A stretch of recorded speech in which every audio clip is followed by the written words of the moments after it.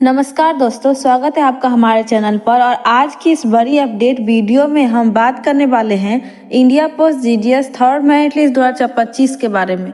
जी हाँ दोस्तों, लाखों छात्रों का इंतजार अब अपने अंतिम चरण पर पहुंच चुका है। जिन अभ्यर्थियों का नाम पहली और दूसरी मेरिट लिस्ट में नहीं आया था, उनके लिए अब तीसरी मेरिट लिस्ट बेहद महत्वपूर्ण होने वाली है। आज की इस वीडियो में मैं आपको बताने वाली हूँ थर्ड मेरिट लिस्ट कब जारी हो सकती है, किन छात्रों का चयन होने की संभावना ज्यादा है, कट ऑफ कितनी जा सकती है, state wise selection chances, document verification की पूरी जानकारी और किन कारणों से नाम रिजेक्ट हो सकता है, और सबसे जरूरी आखिर आपका सिलेक्शन होगा या नहीं। तो ये वीडियो को अंत तक जरूर देखिएगा, क्योंकि आज की जानकारी आपके चयन से जुड़ी हुई है, तो वीडियो को कंप्लीट जरूर देखिएगा। दोस्तों, जैसा कि आप जानते हैं, इंडिया पोस्ट द्वारा ग्रामीण डाक सेवक यानी जीडीएस भर्ती 2025 के लिए लाखों आवेदन प्राप्त हुए थे। इस भर्ती में शामिल पोस्ट है branch post master, assistant branch post master और डाक सेवक। सबसे खास बात यह है कि इसमें कोई लिखित परीक्षा नहीं होती है। सिलेक्शन पूरी तरह से 10वीं के मार्क्स के आधार पर होता है।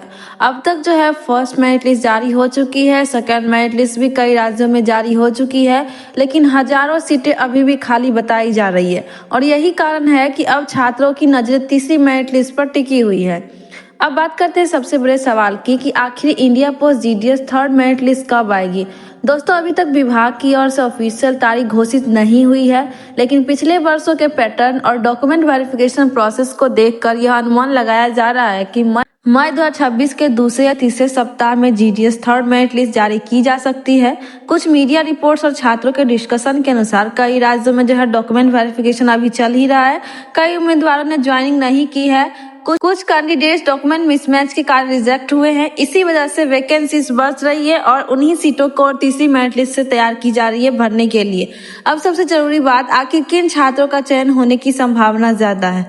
दोस्तों, अगर आपके मार्क्स 85% से ऊपर है तो सिलेक्शन चांसेस बहुत स्ट्रॉन्ग है।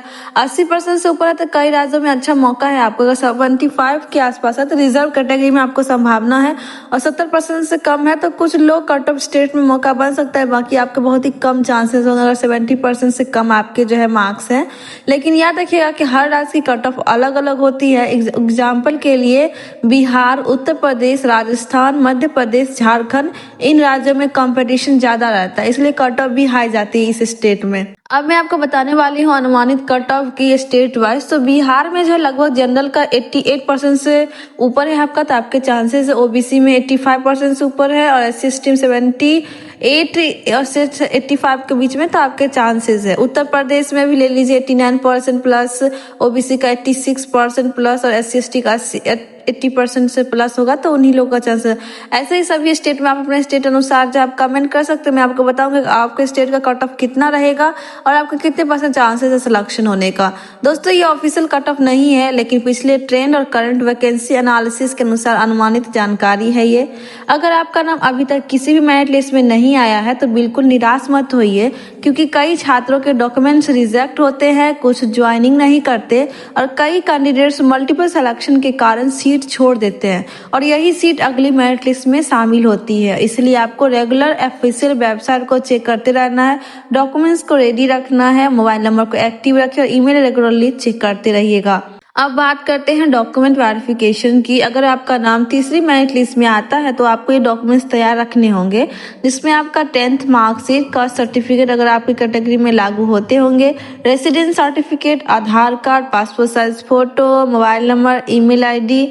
और ध्यान रखिएगा आपका नाम मिसमैच नहीं होना चाहिए आपके डॉक्यूमेंट से, गलत कैटेगरी नहीं चुनना होना चाहिए, गलत परसेंटेज नहीं आप गलत भरे हुए होंगे, फेक सर्टिफिकेट आपको नहीं देना। इन कारणों से आपका सिलेक्शन कैंसिल भी हो सकता है, इसलिए आपको बच के रहना है।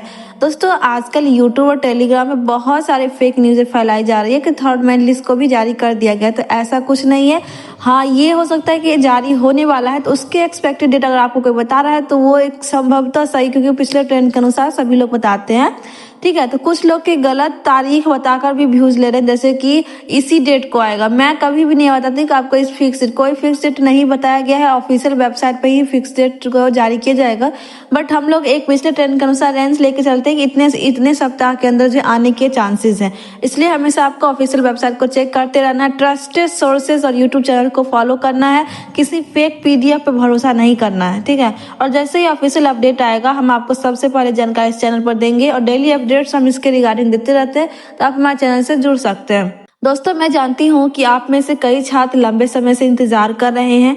कई स्टूडेंट ऐसे हैं जिन्होंने दिन रात मेहनत की पर अभी तक उनका नाम नहीं आया है।